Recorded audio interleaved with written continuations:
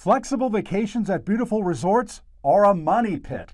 Timeshares could be an answer or a big problem for sellers who can't find buyers. Enter timeshare resellers who promise buyers for a price. But BBB complaints show some paid up front and got nothing. So, how do you sell your timeshare? Do resellers work? Questions you must ask before losing more money. That's today's Joe Knows Better.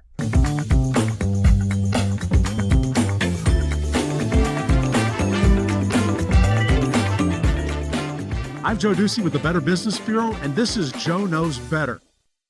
And I'm here today with Michelle Marin with the Better Business Bureau. Michelle, glad you're here. Thank you. Interesting topic today. Yeah, it's a great one. Yeah, and we're glad to have Jeremy Russo with Vacation Ownership Consultants with us, accredited BBB business. Thanks for that. Yes, thanks for having me. Yeah, interesting stuff. I mean, a lot of people want to know about timeshares.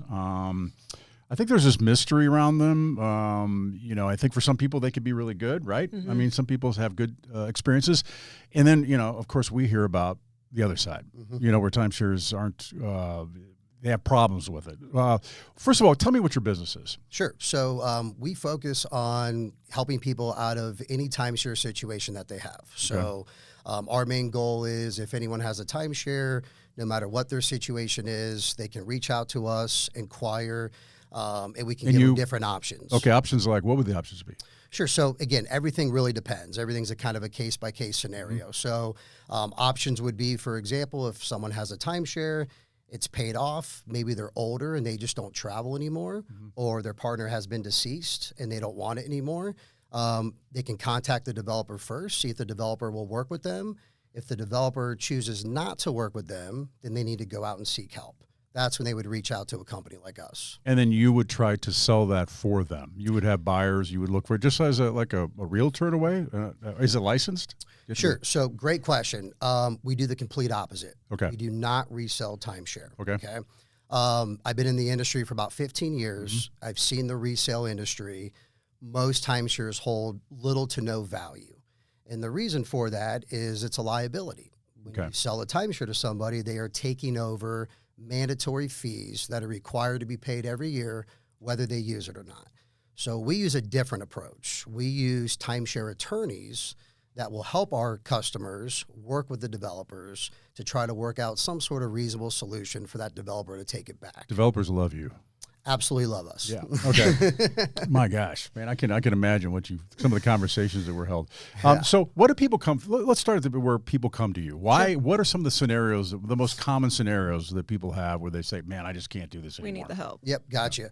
I would say number one scenario is availability. Okay. Somebody buys a timeshare.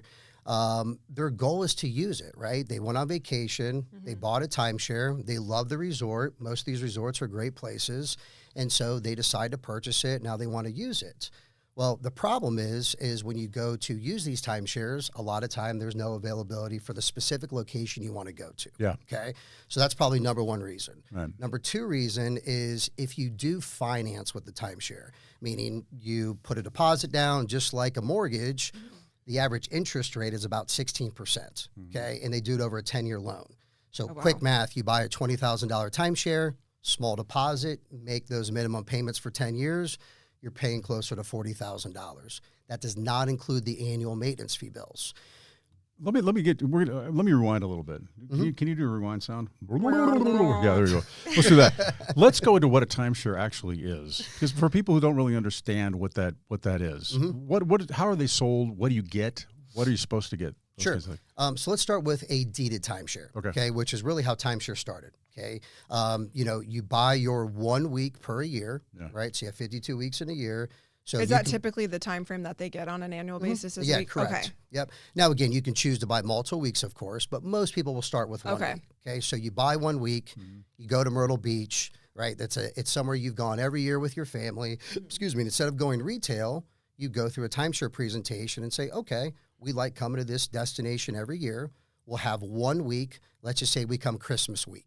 Okay, so week 52, we buy that week, and now that is our week in that unit 10, and we get access to that unit every single year. Okay, you pay an upfront fee to have access to that, and you pay an annual fee because there's maintenance, there's upkeep, and you own 1/52nd of that unit. So that unit's being sold 52 times, that one unit? Correct. Okay.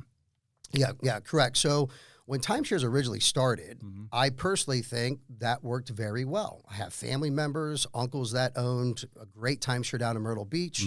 I'm from Columbus, Ohio, so being in Ohio, you went to Florida and Myrtle Beach. Those are the vacations we took. We used his unit all the time. He eventually bought another unit. We stayed in one with our family. He stayed one in the other.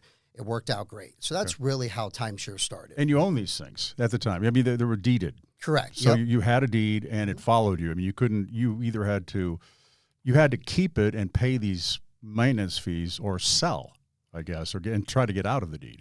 Yeah, just like you would a piece of property. What. Yep, yeah, exactly. So again, because you own, 1/52 of that property, you are responsible for it. So if there's a hurricane damage or there's flood damage or they just need to do basic upkeep, you are responsible for 1/52 of the cost of that unit. And they're not being sold that way as much anymore, correct? Correct. Not as much anymore. Change? How does that change? Yeah. So what we've seen in the industry of how basically it's changed is that when you have a property that has 50 units and you can sell each unit 52 times, you're maxed out. You can't sell it anymore. Now you're collecting annual maintenance fee bills, which should be enough to still be profitable for that developer, right? However, what we've seen of change is that developers will invite those owners back in, have the owners trade their deed back into the developer. Now the developer holds that deed, and they will turn around and sell you something called points. Okay. Now those points are sold to you based on, instead of you don't want to go to, let's just keep using Myrtle Beach as an example. You don't want to go to Myrtle Beach every year. Maybe you want to go to Florida. You want to go to California. Well, now you have these point contracts that allow you to exchange to go to different properties. Okay. Now on top of that, you do have to pay exchange fees, which is a separate platform, which is basically a pool of inventory that allows you to pick and choose from. So that's really where timeshares are going nowadays. And people have the same issues with the points as they do with the deeds when they come to you. I mean, they want to get out of something. Correct. Yep, correct. Now, we typically see more issues with points than we do with deeds. And why would that be? Well, the main reason is, again, when you bought the deed, you bought it to go to that location every year. You own that week, it's yours. Okay. Well, the moment you get rid of that deed, you don't have a set time anymore. Got it. Now, again. So the problem is you can't get in when you want? Correct. A lot of the times, that's one of the main complaints is just availability. Where it's like, hey, I would be willing to pay the fee every year if I could actually use it. Get in. But if I say I want to go to California and they tell me, well, sorry, there's nothing available, but I can get you to Branson, Missouri, well, that's not what I purchased it for. So that becomes one of our major complaints at the end of the day is just basic availability. And so, to spend that amount of money up front, pay an annual fee to maintain, which is about a property average. What the upfront cost? The fee. Or the annual fee? The annual fee. So they fluctuate on a low end around $1,000, on a high end around $3,000. So about $2,000 average Correct. a year for maintenance fees or whatever. Okay, you're going to get into how much generally do people pay for timeshares? Again, fluctuates as well based on the location, the developer you are purchasing from, right? There's a lot of different factors. Okay. We see on the low end around $15,000 to $20,000 upfront for the purchase, with that average of a $2,000 a year annual maintenance fee bill. Now, those fees can go up to $50,000, $60,000, $70,000, again, based on the unit. Is it oceanfront? Is it in Maui? Is it peak season? So a lot of those play into, a lot of those play those factors there. So some of the problems are people come to you and say, I can't get it. I can't get the weeks I want. I'm not happy with it anymore. I want to get rid of it, right? Correct. Yep. Any other big reasons that people get out of it? It's just other than the big cost? Yeah, sure. So I would say, again, number one, availability. Number two, the cost. Number three is just the usage. Yeah. Some people don't use them anymore. Yeah. So again, a lot of our clientele are elderly people who simply can't travel, or they don't travel like they used to, or now their main point of travel is to visit grandkids, not go on vacation, or spouse has deceased, and they simply just can't use it anymore. And when they call that developer back to explain it, the developer usually doesn't have the best options or the best solution for that customer. So once they've exhausted those options, which we do recommend, we always say contact your developer first. That's a good tip. See if they'll tip. give you options. It's always the number one thing. Yeah. That's like anything. If you have an issue with anything you bought or something that's going Exactly. on, contact the person you purchased it from. Do they usually take it back? No, they usually don't. So they're looking for people like you Correct. who are going to get them out of it. And basically, now there's a whole industry that's developed, and you say you're not doing what these some of these others are doing, but it's to sell these timeshares or to get rid of them for these people, help these people out of them. The timeshare resale industry. I'm not talking about. I think some of the businesses are named similar to that. I'm not talking about a specific business, but the industry itself. Sure. But yeah. So there's another fee that's involved with that, and we get complaints about people who pay for these timeshare resellers a certain amount of money up front. They don't get anything, or they're hit up again later, where they're told, hey, there's this big sale going on. And if you're part of this, it's going to be $2,000 though, and you're going to get rid of that thing, and then they don't get rid of it. So these people feel victimized again. How are you different from some of those things? Sure, good question. So first, let's focus on the resale scenario, okay? And let's compare it to a home, because we're calling this real estate, which timeshares is real estate technically. At least they that's at least what they call it, especially excuse me, when there's a deeded week. So when you sell a home, do you pay a real estate agent their commission up front? No. So why would you pay a reseller money up front to list your property? They're really called listing companies. They are advertising your property. You are paying for ad space is what you're doing. So you are, so these companies are, when you approach them and they're saying, they're giving you this evaluation, we think we can get $15,000 for your timeshare, okay? But we need $2,500 up front to, create, an ad, which is really a paragraph about what the timeshare is. They take a couple pictures from, Google, they post it on a website. During that time, that client has to continue to pay their fees. Right. Okay. You can't use your timeshare because how can you sell it if you're using it? Right. So now you're continuing to pay your annual fee. You've paid your money up front to resell that time, correct? Which again is really just a listing company. And now it sits there year after year, and it typically never sells. Now, to your point of what you just said, where they come back in again. Correct. They'll come back. Hey, great news. We got this big promotion. Have you heard of that? I have, absolutely. Okay. They'll say it's holidays, it's this, it's that. Right. And hey, we need another $2,500 because, we're doing X, Y, Z. Right. So now the client's thinking, all right, well, I've already paid them. I'm already in this situation. I got money in the game. I'm invested into it. It sounds good, right? These guys are good salesmen. Let's pay another $2,500. So now I'm $5,000 into selling this thing that I was told I could get $15,000 from. So now I'm down to 10, right? Because I have $5,000 into it. Theoretically. It sits there longer and longer and longer. So typically these never sell, excuse me.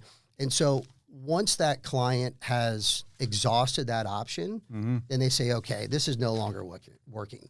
They'll typically try and get their money back. Somewhere in that agreement, it's guaranteeing that they're not selling that timeshare because, again, it was just really ad space. That's what. So now they stop doing that, and then that's when they would come to a company like ours and try to seek, different help. And that's what we're getting into. We had a couple complaints here. I paid them, paid them up front.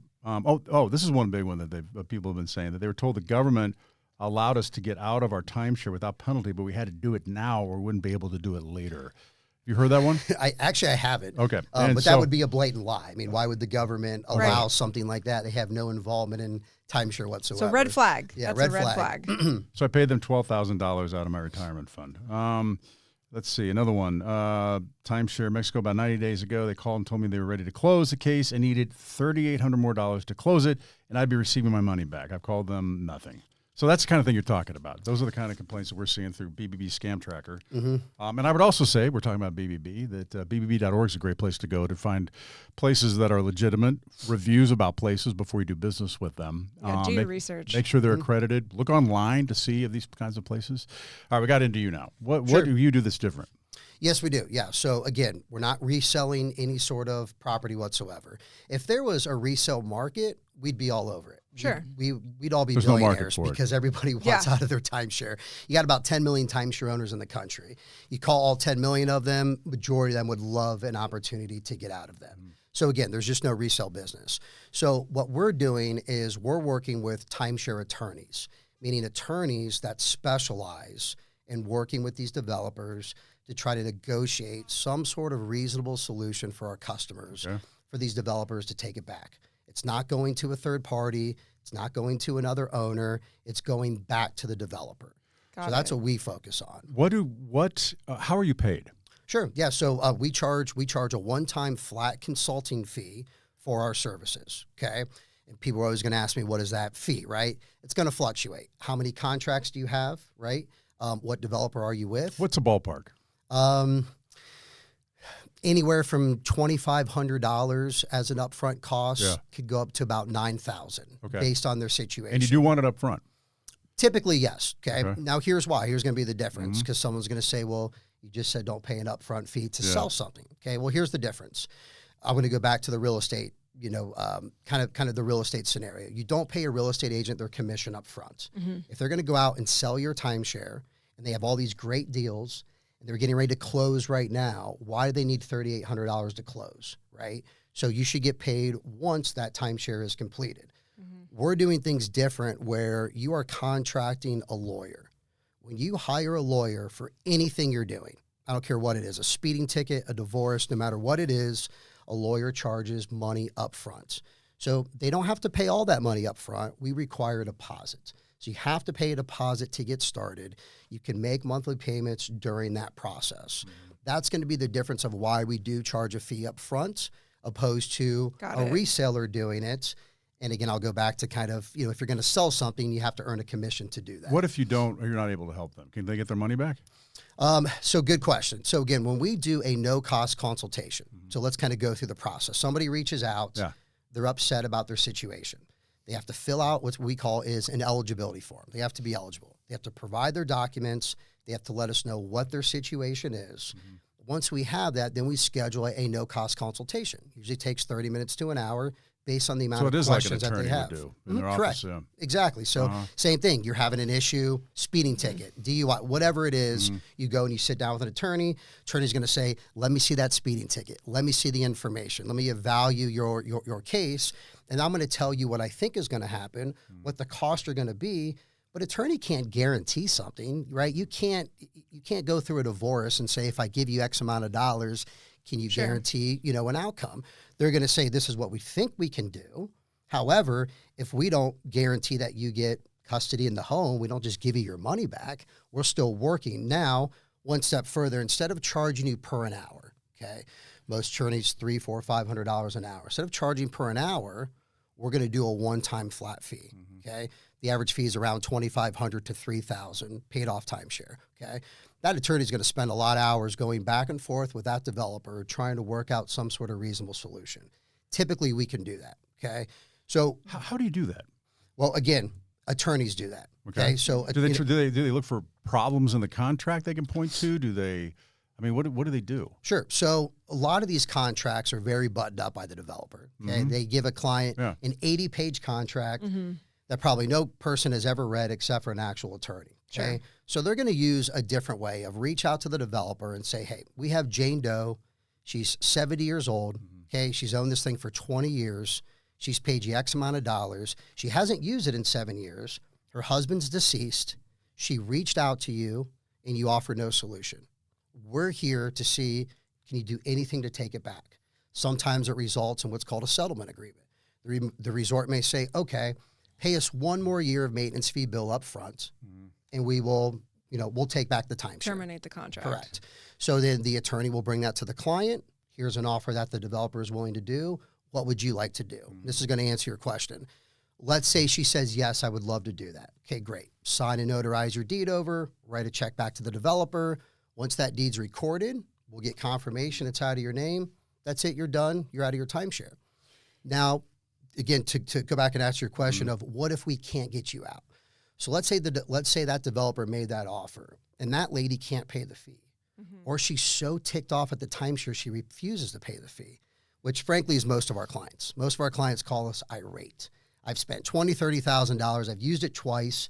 I've got no value. They don't want to send any more money. I don't want to give this, I don't want to give them any more money. So if that's the case, then the attorney's going to go back to the developer and say what she just said. I've already given you X amount of dollars. She's refusing to pay you.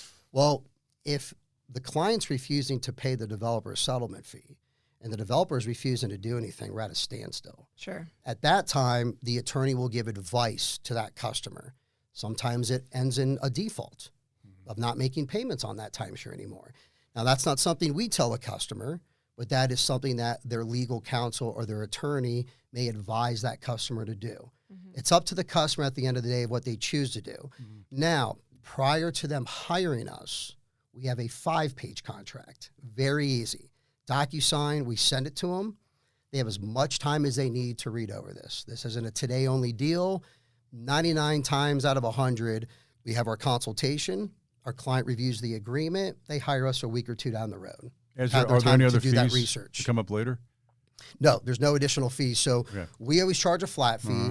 We will never come back and say, hey, it's taking more time. We need more money. If there's ever a fee, it's because the developer requested one for a settlement, which she or he were actually explained that prior to them hiring us. That's part of the settlement agreement, and they're aware. It's part of the agreement. Yeah. So what would your outcomes be? What are your outcomes? What kind of percentage are you? Do you get people out? What can you tell people? Tough question to answer. So here's why. So if people are willing to pay settlements, then those will always work. Okay. And again, we are going to advise these clients that this is what these developers typically do. Mm-hmm. Now, from a developer's kind of defense is if they're going to take that timeshare back, they have to resell it again. It's not easy to sell a timeshare. If you've been to a timeshare presentation, what do? They bribe you with free gifts, free dinner cards, free hotel stays. It's very expensive to sell a timeshare. You may have 10 or 15 couples say no before one says yes. That could be $5,000 or $10,000 in marketing cost, right? So when you run into that scenario, again, there's reasons why these developers don't actually want to take back that timeshare. So there's more money. I guess what I'm saying is they're say $20,000 into their timeshare. They're paying you $3,000, and now they're going to be paying a settlement fee to the developer to get out of the contract. In addition to that, it might be another $3,000, $5,000. Potentially. Something like that? Okay. Yeah, potentially. And again, I always want to be very upfront. This varies because a paid off timeshare where there's no loan, you've owned it for years, is going to be very different than if you still owe a developer $10,000, $20,000, $30,000, $40,000. So two completely different scenarios. Have you been pretty successful then? With settlements, you said you have been. Yes, we have been. If there hasn't been the agreement to settle, the people typically don't get out? It's not that they don't get out. A lot of times they end up going through more of a default process. Okay. Now, so they don't pay and then they get it taken away. Correct. Yeah. So again, let's say they pay us a fee up front. We explain them we're going to explain them the different outcomes that we see. Obviously we have a track record. We know what a lot of developers do. Some developers are a lot easier to work with than others, of course, and we kind of know what that track record is. So we can obviously give them some advice of what we think is going to take place. However, we can never guarantee a certain outcome because developers change. COVID happens. People buy out developers all the time, and so sometimes their internal system changes. So we have to make sure that we're very clear about that before a customer makes a decision and actually hires us. Go ahead. I was just going to ask if there's ever an opportunity for a consumer that you would decline them to take them on as a client. Yeah, actually there is. So there are certain situations where we might not be able to help them, okay? Whether it's a specific developer that we know how they operate and they refuse to work with the client no matter what. So there are scenarios, which is why we always say, fill out an eligibility form. Let us take a look at your documents. Again, tell us what your situation is. We'll be able to let you know if we can help you or not. If we can't help you, we may give you, other advice to seek legal counsel maybe in your own state and have them see if they can maybe step in and give you assistance. we see complaints sometimes where the consumer feels that the business should have never taken them on as a client because they would have never been able to help them, but they still took them on and kind of led them on a wild goose chase, if you will, take all the fees, but then consumer feels that they never would have been successful. So that's good to know that maybe a good business practice is a company who declines actually taking a client on if they know that there's a high probability that there's nothing that they're going to help them with. Yeah, correct. And again, that is 100% accurate. There's no reason to take on a customer, jeopardize their situation or the businesses. You can't help them. It doesn't make sense. So yeah, again, this is why we really go through a step-by-step process before we even take on that business. The client. And again, another extra step is when they're looking through our contracts and we're explaining we can maybe get a settlement offer, right? So on and so forth. And when they ask that question of, well, what if the developer doesn't work with me? I've already called the developer 10 times. That's what I wanted to ask you. And they refuse to work with me. I wanted to ask you that. Right? Okay. Because why can't, I was going to play devil's advocate and you said go back to the developer. Why can't they just do the same thing you're doing for them? Sure. So typically when you are a consumer and you're calling the timeshare, you're speaking to the retention department, the level A representative that is answering the phone. They have a script, right? They have directions of what they can and cannot do, and there's nothing beyond that. Okay. Well, when we get involved and they hire our timeshare attorney is reaching out to the developer's timeshare attorney. Now we've skipped all those steps, and now we're talking attorney to attorney, which is how most solutions get resolved. It's a very different process. That consumer is never having the opportunity to talk to typically a true decision maker or an attorney of that developer to help them make that decision. Okay. I think it's good. Yeah, that's good think it's, information. and I just want to make sure that we say that for timeshares, for some people work out well. I'm not coming, this isn't to come down on the timeshare industry. There are some that work out well, some that don't. I think it's really just about and also the selling business afterwards. I mean, I think there's a lot of questions you need to ask. You need to be worried about the upfront fees that happen and the fees that are going to probably happen later. And I think the promises that they have a buyer for you. I don't know if that how many times does that actually happen? I think that's a red flag. Yeah, I think so. I would say that is probably the biggest red flag in the industry. When somebody calls you and says, "I have a buyer right now, I need X amount of dollars." If I'm a consumer, my response would be, and let's just do quick numbers. Let's say somebody calls you, I have a buyer for $10,000 right now, but I need $2,000 up front. Okay. You should say, well, how about I only want $5,000 for it. You keep the rest of the profit. Yeah. So now that, now you've given that sales guy an extra $3,000 commission. Who's going to say no to that? And if they say, no, we can't do that. You should hang up the phone. That's probably the biggest red flag of why, again, why wouldn't you do that? Yeah. The other thing I would say is if you are a timeshare owner and you are looking how to get out of a timeshare, the number one thing I would do, obviously do your research. We're always going to reference the Better Business Bureau, okay? And that's not just because I'm on this podcast today. We've been accredited with you guys for many, many years. It's a very, very credible resource, and you guys do a really good job at that. But look at the longevity of that company. Yeah. Go look at their filing. Go look how long they've been in business. Yeah. If somebody just started a business 1, 2, 3 years ago, they're not going to have some crazy track record of what they're doing. Sometimes this takes a year or two to process. So again, and we're not the only company that can help you, but we've been in business 11 years. Yeah. Look at that track record. So you have competition as well. Absolutely, we do. Yeah, just like timeshare resellers have and all that stuff. But it's something to think about. I mean, I think it's something if you have a timeshare and you really just can't do anything on your own. You're looking for ways out. Sure. All right, Jeremy Russo with Vacation Ownership Consultants. Thank you for being here. Thank you for being accredited business. Appreciate that. So it's go to bbb.org if you've got any concerns, reviews, scam tracker. If you think you're being scammed, go there as well. And we will see you next time.